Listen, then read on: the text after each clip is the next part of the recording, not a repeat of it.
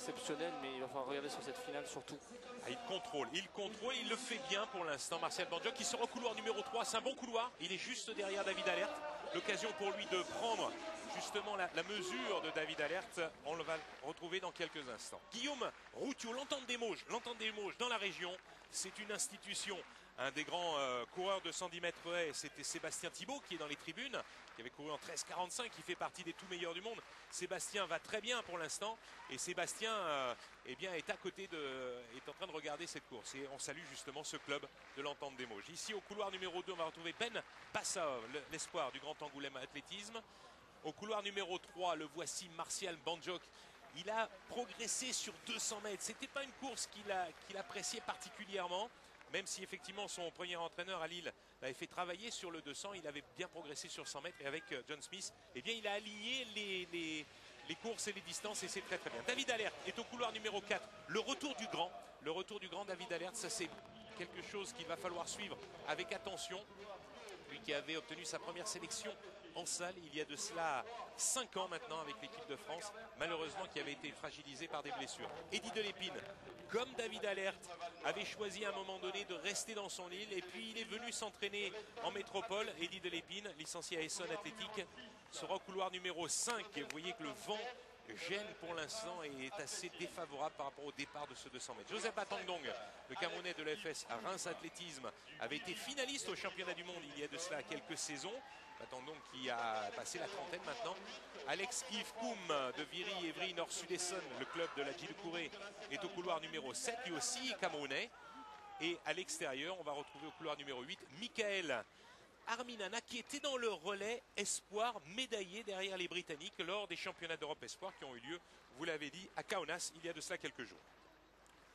Alors la question qu'on peut se poser, c'est est-ce que David Alert peut résister à Martial Bandjock? Alors maintenant le départ va être pas évident pour... Enfin pas évident. En fait David Alert n'est pas un grand partant avec sa grande envergure, ses grandes jambes. C'est pas le plus grand partant qu'on puisse imaginer pour tirer la course, pour l'emmener sur ce départ. Donc Martial il va être un petit peu tout seul dès le début.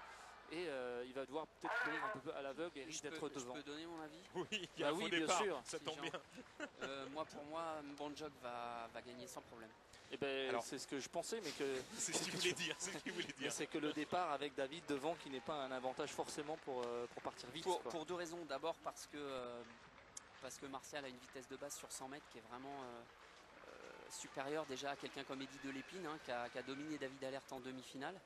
Et David, la grosse incertitude, c'est tenir 3 courses à ce niveau-là, vu le retour de blessure qui est le sien. Oui. Je pense que l'avantage qu'a pour l'instant Martial Bandjock, c'est qu'il n'a pas peur d'enchaîner les courses. C'est ce qu'il me disait tout à l'heure. Ça ne me fait pas peur de faire 3 courses aujourd'hui, vu l'entraînement qu'on a eu avec John Smith. Ça va lui faire du bien. Eddy de Lépine peut être l'arbitre dans cette course entre les deux. C'est vrai, mais Eddy malheureusement n'a plus la vitesse qu'il avait sur 100 mètres. Quand il est en junior, il avait fait 10-19. Alors, tout de suite le départ et ensuite je vous donnerai une excellente nouvelle après l'arrivée de cette course et savoir qui va être champion de France. Batangdong est parti vite, Eddy de Lépine revient et c'est Martial Bandjock qui va certainement rentrer en tête dans la ligne droite. Martial Bandjock avec Eddy de Lépine et David Alert est assez loin. Martial Bandjock qui fait parler la poudre. Eddy de Lépine va prendre la deuxième place. Martial Bandjock va s'imposer 20-59 dans des conditions favorables sur la ligne droite mais défavorables sur le départ, vous l'avez vu tout à l'heure. C'est un très bon temps. Avec un vent favorable et surtout 20-59, c'est les minima A. C'est fait, vous l'avez vu tout à l'heure, on vous l'a montré juste avant. Donc Martial Bandjock, s'il pouvait, eh bien, va doubler, ça sera lui décidé, 100 et 200 lors des championnats du monde. Il en a les moyens, c'est fort, c'est très très bien. Et la bonne nouvelle, alors qu'on va revoir le ralenti, je vais vous laisser parler dessus messieurs, c'est que pendant ce temps-là, au championnat d'Europe junior, le jeune Christophe Lemaître, qui avait choisi de ne pas venir ici au championnat de France, emporte le 100 mètres en 10-02, champion d'Europe et record d'Europe junior. Incroyable. Extraordinaire Marc, ça donne des frissons. 10-02 en junior, on tient un crack. Ouais, on tient un crack. Alors tout de suite, un autre crack, c'est Martial Bandjock, donc qui est avec Samir Hamoudi. Martial qui a remporté son premier titre parce que je pense qu'il est venu en chercher 2 ici. Oui, Martial, alors premier titre de champion de France, on en espère un deuxième avec un marathon de course, mais la première bonne nouvelle c'est ces 20-58, les minima sont réalisés.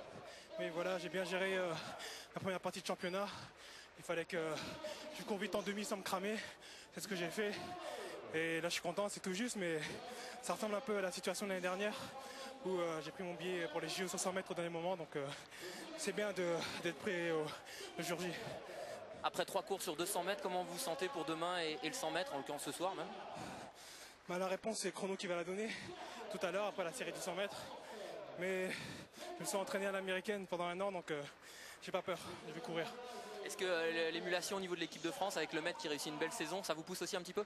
Oui, c'est ça, c'est important en sprint d'avoir de la concurrence. Je pense qu'en France, ça faisait longtemps qu'on n'avait pas un niveau aussi dense. Et voilà, c'est pour ça que les perfs sont là, avec Ronald et Christophe. C'est très serré, donc il faut courir vite et être performant. Alors la nouvelle, c'est que Christophe vient de réaliser au championnat d'Europe Espoir 10-02. Ça, c'est énorme. Je suis content pour lui, félicitations à lui et de toute façon, je le verrai dans pas longtemps. Merci Martial.